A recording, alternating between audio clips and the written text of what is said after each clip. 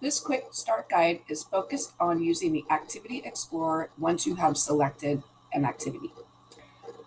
On this page, you will see screenshots of the different versions. So here we have full color, MFBF, red-green, dyslexic format, reduced stimulus, which can sometimes be the same as full color. You also have basic activity instructions, and then over here, you can create a configuration for you to test. So go ahead and click on New Configuration, and then you can come in and you can program the activity. And then under Configuration tag, you have the option to use this in a number of different ways. So let's say you are programming for patients who are coming in later that day. You can actually write in their name,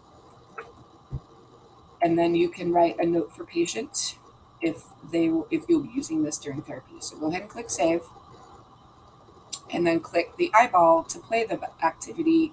You can click the pen to modify it further, or you can delete it altogether. So you can come in and make another configuration.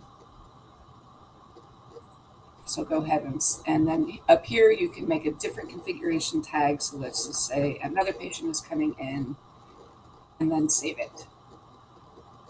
The other option you have is to name the version by level, so it's quick and easy for you to come in and identify what activity you would want to play with the patient, or use the Activity Explorer to learn about the activity before you use it during therapy.